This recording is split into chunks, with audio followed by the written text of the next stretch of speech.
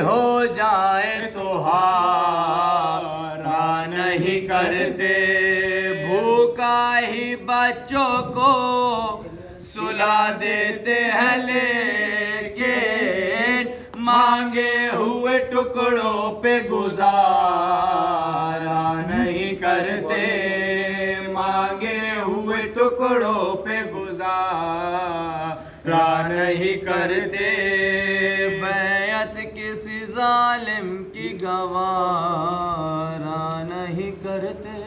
فاتحہ۔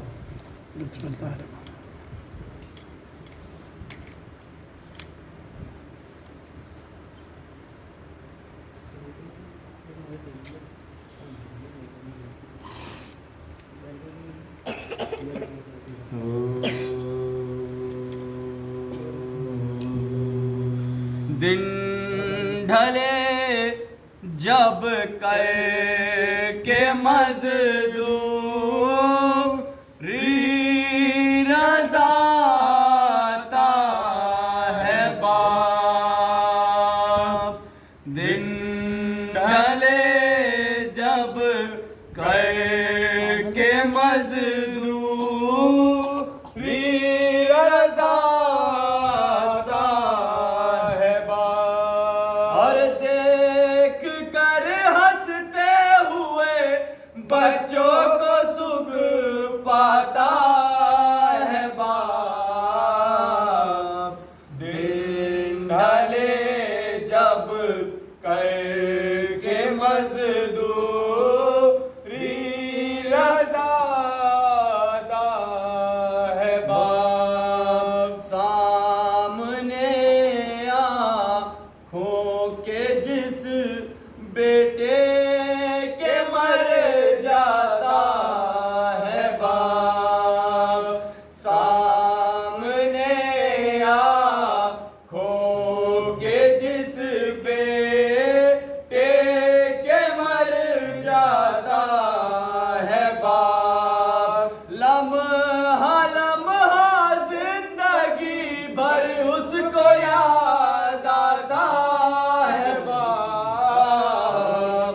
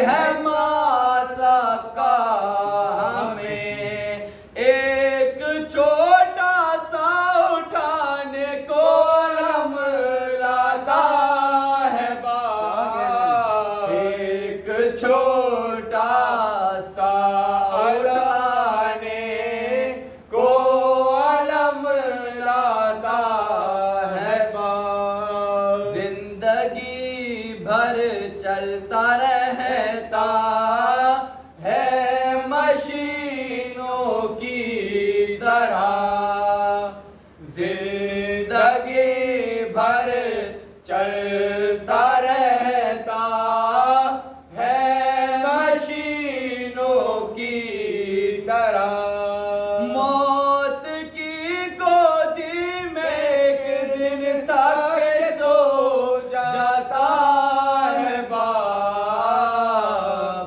موت کی گودی میں ایک دن تھک کے سو جاتا ہے باپ دن ڈلے جب کر کے مزدوری رضا آتا ہے باپ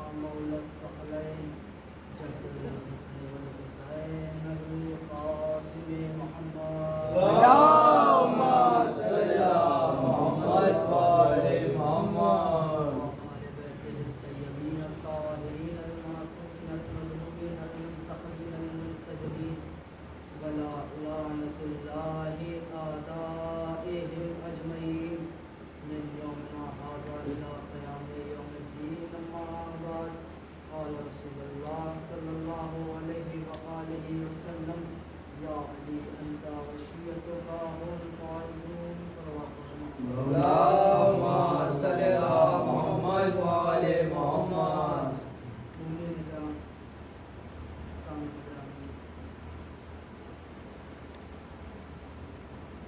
جس حدیث کو سرنامہ سخن قرار دیا اس میں رسول نے بتایا اے علی تم اور تمہاری شیعہ کامیاب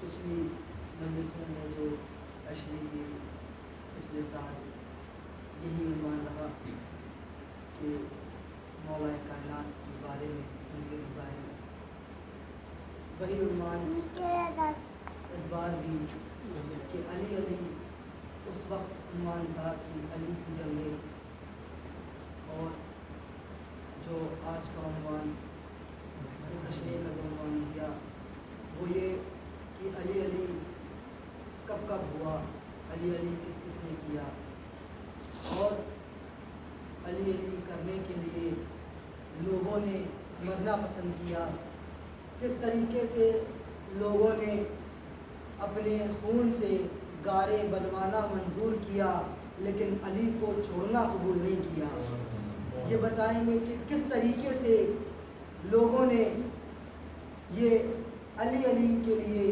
اپنی جان کو ہلکا کر دیا لیکن علی علی کو چھوڑنا گوارا نہیں کیا یعنی مر گئے لوگوں نے مرنا پسند کیا علی علی کو چھوڑنا پسند نہیں کیا لوگوں نے اپنی ہستی کو مٹانا، اپنے آپ کو ختم کر دینا آسان سمجھا، کیونکہ لوگ یہ تھے کہ علی علی کر کے مرنا آسان ہے، علی علی چھوڑ کے جینا مشکل تھا۔ وہ لوگ جو علی علی کرتے رہے ان کے بارے میں، اور علی علی کب کب ہوا، کیسے کیسے علی علی ہوتا رہا، اور کس طریقے سے علی علی ہوا۔ کیا جب مولا کائنات اس دنیا میں آئے تبھی علی علی ہونا شروع ہوا، یا اس سے پہلے بھی کہیں علی علی ہو رہا تھا؟ اس سے پہلے بھی مولا کائنات موجود تھے۔ اس کی بات کا جو وضاحت ہوتی ہے وہ یہی ہے کہ جب اللہ نے جناب آدم کو خلق کیا اور فرشتوں نے یہ سوال کیا، پروردگار اس انسان کو بنائے گا کہ جو خوریزی کرے، فساد کرے، تو آواز قدرت آئی کہ جو میں جانتا ہوں وہ تم نہیں جانتے۔ فرشتے خاموش ہوئے۔ اس کے بعد جب آدم میں روح پھونک دی گئی، اللہ نے کہا سجدہ ریز ہو جانا، سب سجدہ ریز ہو گئے سوائے ابلیس کے۔ ابلیس سجدہ ریز نہیں ہوا، لیکن جب سجدہ ریز ہو گئے اس کے بعد پروردگار نے فرشتوں کی جو سوال تھا کہ پروردگار ایسے کو بنائے گا کہ جو خوریزی کرے، فساد کرے، تو پروردگار نے کہا تھا جو میں جانتا ہوں وہ تم نہیں جانتے۔ تو ان فرشتوں کے سوال کا جواب دینے کے لیے آدم فرشتوں سے یہ پوچھا ہے، فرشتوں بتاؤ یہ اسماء حسنہ کون ہے، یہ کون ہے جن کا نور چمک رہا ہے؟ تو فرشتوں نے ہاتھوں کو جوڑ کے کہا معبود ہم اتنا ہی جانتے ہیں جتنا تو نے بتایا۔ پھر آدم سے کہا آدم تم بتاؤ یہ کون ہے؟ تب آدم نے بتایا میں پروردگار تو محمود ہے، یہ محمد کا نور ہے۔ اے میرے پروردگار تو اعلیٰ ہے، یہ علی کا نور ہے۔ اے میرے پروردگار تو فاطر السماوات ہے، یہ فاطمہ کا نور ہے۔ اے پروردگار تو محسن ہے، یہ حسن کا نور ہے۔ اے میرے پروردگار تو قدیم الاحسان ہے، یہ حسین کا نور۔ تو پتہ چلا یہ نور، یہ لوگ اس وقت موجود تھے، یعنی آدم اس زمانے میں کہ جب انسان خلق نہیں ہوا تب بھی علی علی ہو رہا تھا، علی اس وقت بھی موجود تھے۔ یہ آدم نے بتایا کہ دیکھو علی اس وقت بھی ہے، اور جب نام لیے تب جنت میں گئے، نام لیا تو جنت میں چلے گئے۔ یہ لوگ وہ ہیں کہ جو اس وقت بھی تھے کہ جب اپنی ولادت سے پہلے بھی موجود تھے اور نبیوں کی مدد کر رہے تھے۔ بس ایک چھوٹا سا واقعہ، اس کے بعد جناب یوسف واقعہ سنا ہے نا آپ نے کہ دیکھیں علی کس طریقے سے ہیں، ہر جگہ علی علی ہوئے، ہر وقت علی علی تھے۔ جناب یوسف کو جب کنویں میں پھینک دیا گیا تھا، جناب یوسف کو جب پھر کچھ قافلے والے آئے، انہوں نے جناب یوسف کو نکالا اور لے کے چلے آئے اور کچھ درہم کے بدلے بیچ دیا۔ تو عزیز مصر نے جناب یوسف کو خریدا، اور خرید کے جب گھر لایا تو زلیخا سے کہا کہ دیکھو اس کا خیال رکھنا۔ 7 برس کے تھے جناب یوسف جب آئے، لیکن جب جوانی ہوئی، جوانی کا عالم آیا، جس طریقے سے جوان ہوئے، نبی تھے، اور حسن یوسف ہر جگہ مشہور ہے کہ کس طریقے سے کس قدر خوبصورت تھے جناب یوسف۔ جب جناب یوسف جوان ہونے لگے تو قرآن میں یہ موجود ہے کہ زلیخا نے جناب یوسف کی طرف قدم بڑھائے تھے، غلط قدم جو بڑھائے، تو جناب یوسف، اللہ یہ کہہ رہا ہے کہ یوسف بہک جاتے، لیکن اگر ہم اپنی دلیل ان کو سامنے پیش نہ کرتے، یعنی جب زلیخا نے قدم بڑھائے تھے تو یوسف بھی بہک جاتے۔ اگر انہوں نے اللہ کی دلیل کو نہ دیکھا ہوتا، یہ اللہ کی دلیل کون ہے، تو پتہ چلا دیکھنا ہے یا تو دنیا والے کوئی اللہ کی دلیل پیش کرے یا جو دلیل ہم دے اسے قبول کرے۔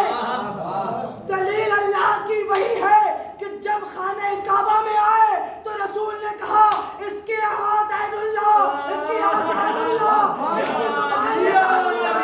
واہ یہ مولا سلامت اس کے رکھے ہاتھ، اس کے پیر، واہ یہ سب واہ اللہ واہ کے ہیں، واہ واہ واہ اللہ جیسے۔ نعرہ حیدری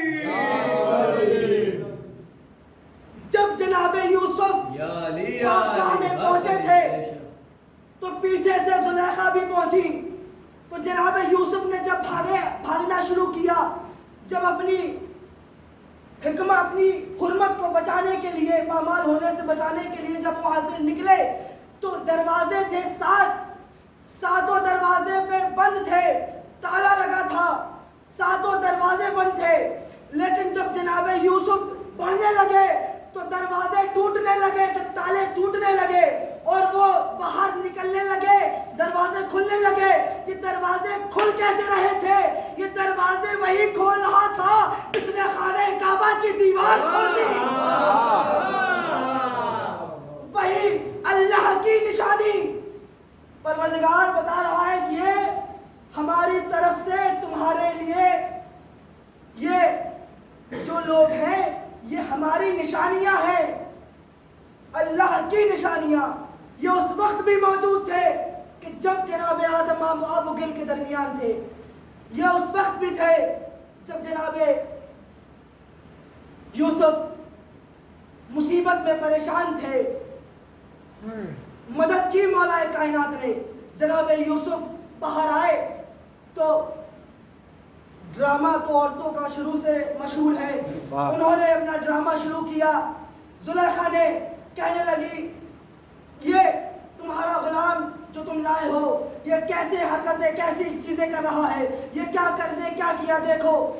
تو جب عزیز مصر نے یہ دیکھا، پوچھا تو جناب یوسف نے منع کیا، تو جب عزیز مصر کو یقین نہ آیا تو ایک مرتبہ یوسف نے ایک بچے کی طرف کہ جو گہوارے میں تھا اس کی طرف اشارہ کر کے کہا مجھ سے کیا پوچھ رہا ہے، اس بچے سے پوچھ لے۔ یعنی اس معصوم بچے نے بتا دیا۔ عجب حیرت کی بات ہے مسلمانوں، محمد کو یوسف سے افضل تو کہتے ہو لیکن یوسف کے کہنے پہ بچہ بولا، اس بات پہ تمہیں پریشانی نہیں ہوتی، لیکن محمد کے ہاتھوں پہ علی بولے اس میں پریشانی مسلمانوں کو۔ مولا سلامت رکھے، کیا کہتے مدد کی، لیکن جب لوگوں نے دیکھا نا، عورتوں نے جب بات ہوئی، مشہور ہوئی کہ زلیخا نے یہ کیا، تو عورتیں تانے دیتی تھیں زلیخا کو کہ زلیخا غلام کے چکر میں تم نے یہ کیا۔ تو زلیخا نے سب کی دعوت کی اور ان کے ہاتھوں میں نیبو اور چھریاں دے دی، کہا کہ یہ لو جب وہ گزرے تو نیبو کو کاٹنا شروع کر دینا۔ جیسے ہی جناب یوسف نکلے انہوں نے انگلیاں کاٹ لی، لیکن درد کا احساس نہیں ہوا۔ کیونکہ ان کے حسن میں، ان کی محبت میں اتنی مشغول ہو گئی تھی، ان کی حسن کو دیکھ کے اس قدر دیوانی ہو گئی تھی کہ ہاتھ کٹ گئے لیکن درد کا احساس نہ ہوا۔ اب ماتم داروں سے کیوں پوچھتے ہو کہ تنظیم کر رہے ہو؟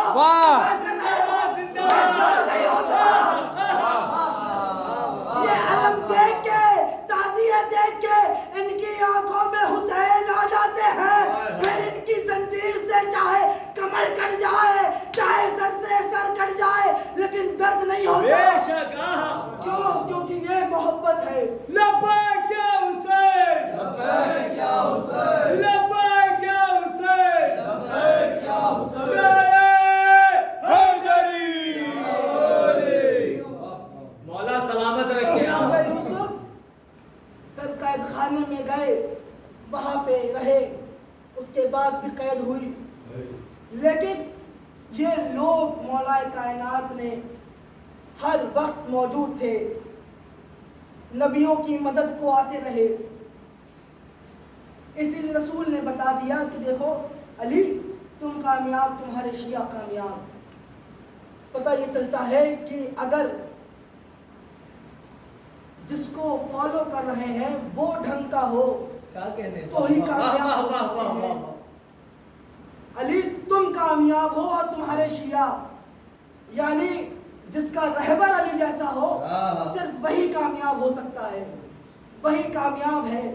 لیکن دنیا صرف جہالت کے نشے میں چور اور ان روشنیوں کو علم کی برداشت نہیں کر پائی۔ یہی وجہ ہے کہ بعد رسول بی بی فاطمہ پہ وہ مصیبتیں پڑیں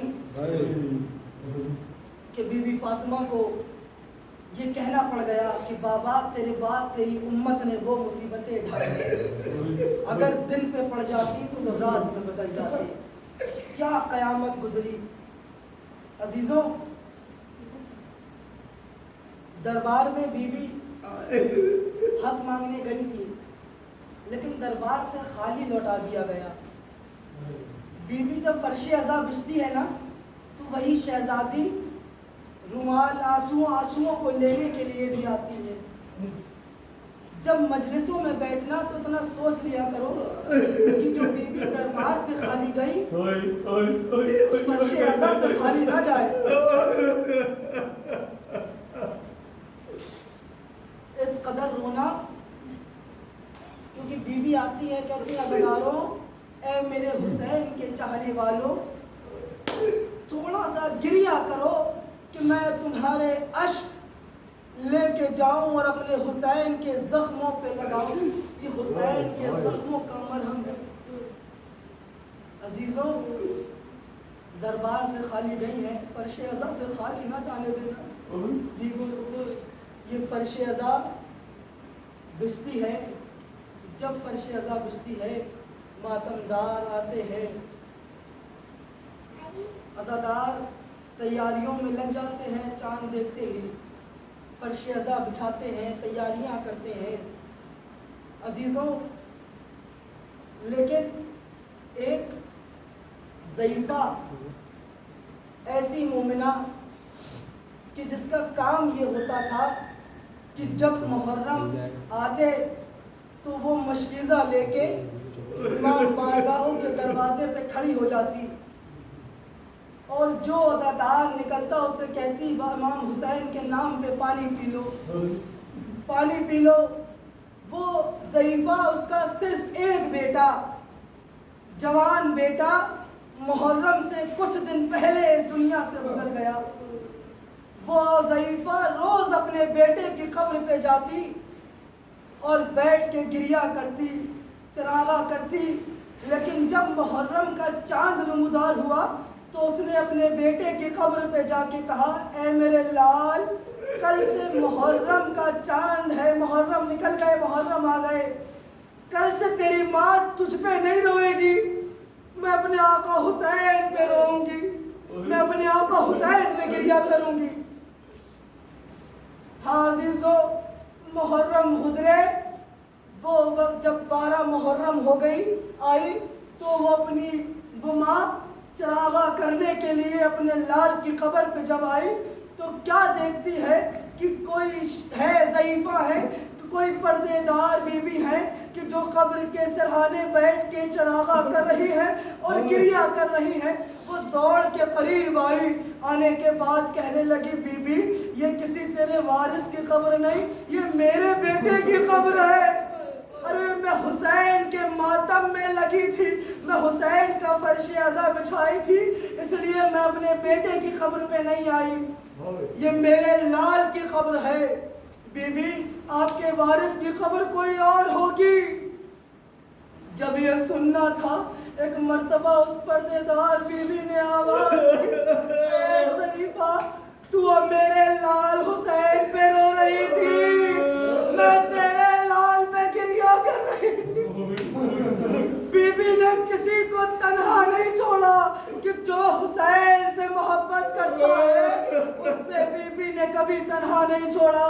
ہاں عزیزو، جب بھی گریہ کیا کرو نا اس طرح سے گریہ کیا کرو جس طریقے سے جوان ماں جوان بیٹے کی لاش پہ ضعیف ماں بے چین ہو کے تڑپ تڑپ کے گریہ کرتی ہے، بآوازِ بلند گریہ کیا کرو۔ کیوں؟ کیونکہ وہ مظلوم حسین میرا وہ مظلوم حسین ہے جو کربلا کے میدان میں 3 دن کا بھوکا اور پیاسا شہید کر دیا گیا۔ عزیزو، جب 11 محرم کو قافلہ لے جایا جا رہا تھا تو خیام حسین نے یہ قافلہ اسیر کر کے ادھر سے لے گئے جدھر شہداء کے لاشیں پڑے ہوئے تھے۔ جیسے ہی یہ قافلہ اسیر کر کے لے جایا جانے لگا، ایک مرتبہ زینب نے دیکھا سید سجاد کے چہرے کا رنگ بدل رہا ہے۔ ایک مرتبہ تڑپ کے کہا، اے بیٹا سجاد، کیا اس عالم تنہائی میں تم بھی ساتھ چھوڑ دو گے؟ تڑپ کے بیمار کہتا ہے، اے پھوپھی اماں، وہ جوان بیٹا مرے نہ تو اور کیا کرے جس کا شہید بے گورا کفن پڑا ہو اور جوان بیٹا کچھ نہ کرے۔ رزن بے قضاہی تسلیم کرنے ماتم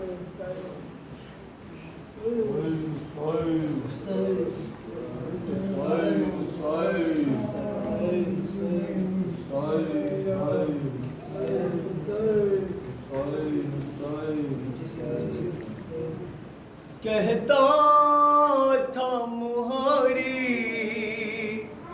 غربت پہ ہماری، ہنس کر نہ رلاؤ شام والو نہ ستاؤ، شام والو نہ ستاؤ، شام والو نہ ستاؤ۔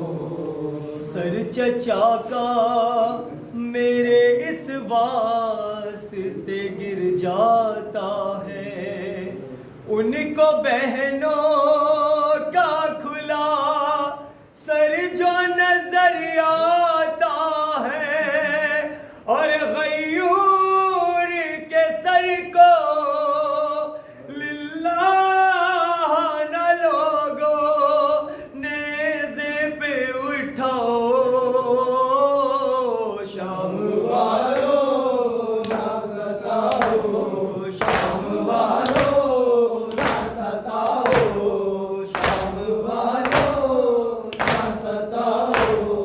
ہائے کیا کیا نہ ستم ڈھائے ہے ہم پر تم نے، اب یہ ہے چیلی تطہیر کی چادر تم نے، اب تم وہی چادر نیزے پہ اٹھا کر ہم کو نہ دکھاؤ، شام والو نہ ستاؤ، شام والو نہ ستاؤ۔ ظلم ہے شاید یہ نہیں ہم کو خبر، ہم اگر چاہے تو بر سے ابھی تم پر پتھر مجبور سمجھ کر آئے تم آل نبی کو در در نہ پھراؤ، شام والو نہ ستاؤ، شام والو نہ ستاؤ۔ کیسے نیزے پہ اٹھایا گیا اصغر کا، کیسے پامال کیا ابن حسن کا لاشا، یہ ظلم کے قصے مت سامنے جا کر ماں کو سناؤ، شام والو نہ ستاؤ، شام والو نہ ستاؤ۔